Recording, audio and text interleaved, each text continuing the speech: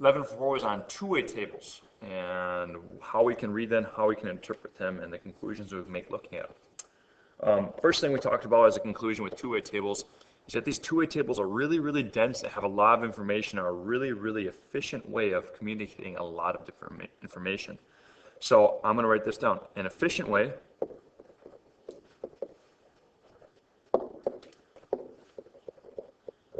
of comparing two variables.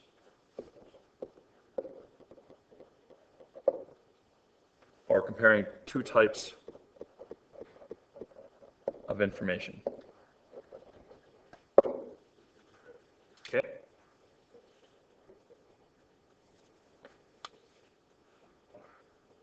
We also had a little bit of vocabulary looking at these two-way tables. That was new to us. If I have a two-way table, roughly speaking, it's going to look like this, with a category up here and whatever it might be, A, B, a category over here, and whatever it might be, A, B. These guys here in the middle are called joint frequencies.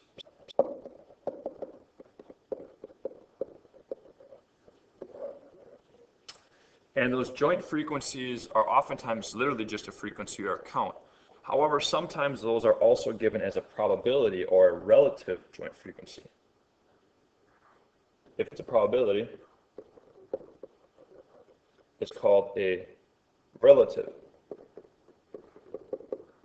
joint frequency.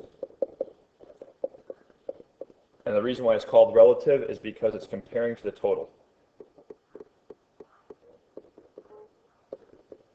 I know we talked about this in class. The word relative compares two things. So like, for example, relatively speaking, everybody in Mr. Henny's math class is short. The reason being is because Mr. Henny is tall. Okay? So in that situation, we're comparing to Mr. Henny. Here, a relative joint frequency is talking about comparing it to our total number, which is oftentimes our frequency sum all the way down there in the corner.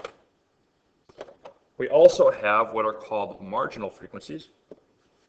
Marginal frequencies come from the row or column totals.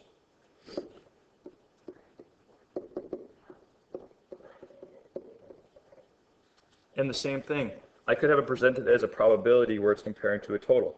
If a probability is no longer called a marginal frequency, it's called a relative marginal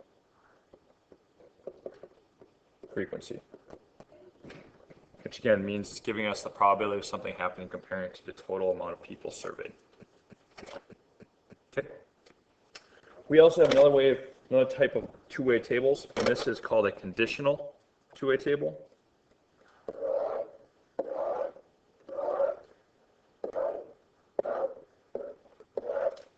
Be the same thing, category, A, B, a category, whatever it might be, A, B. These guys in here then are no longer called joint relative frequencies. Those are called conditional relative frequencies.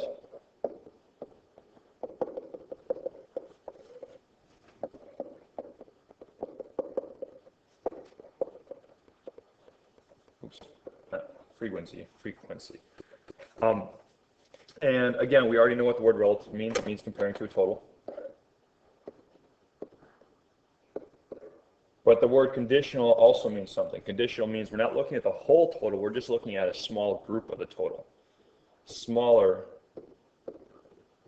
group. So oftentimes these conditional relative frequencies are based off of row totals or column totals, and then our probability is created that way. Okay? So again, this is called a conditional relative frequency. We already know that a relative frequency is going to be a probability. The fact that it's a conditional relative frequency means that it's no longer based off of a total of everyone surveyed. It's based off of a total of people in row A or row B, or people in column A or column B. Okay. These conditional tables are really beneficial because it's a good way for us to determine if there's an association. Sometimes we can see patterns in these conditional tables and we can see there's an association. Conditional probability tables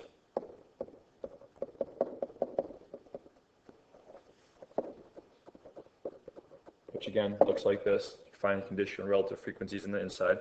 Conditional probability tables are great for finding associations or patterns.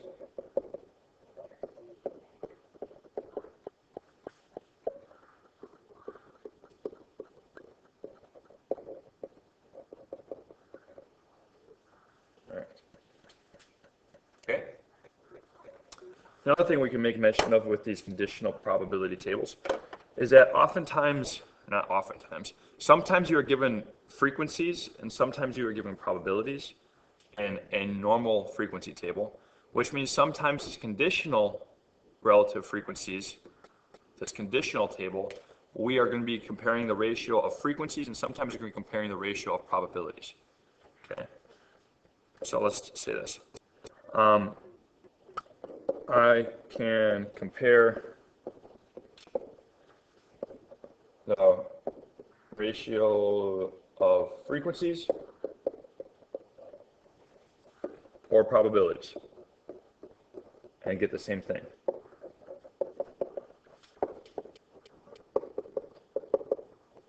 And I'm going to pull off an example from what we did in class. If you pause this and look back at the example where we were looking at the cell phones and the tablet example, given the fact that we had a cell phone, we could figure out the probability of having a tablet. We figured out that there was 34 people that had a tablet of the 158 people that had a cell phone, which was approximately 0.215. So let me say this again. 118 is the total people with cell phones. 34 is the people with cell and tablet, which would be the same thing as looking at the relationship of the probabilities, okay? Which means the probability of getting a cell phone in the denominator and the probability of cell and tablet in the top.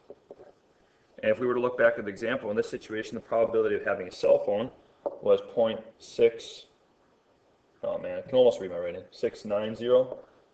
And the probability of having a cell phone and a tablet was 0.140. Which means the ratio of 34 to 158 should be the same as the ratio of 0.14 to 0.69. And if you were to check that in a calculator, that would definitely prove to be true. And there you have it. There's two-way tables for my Algebra 1 kids.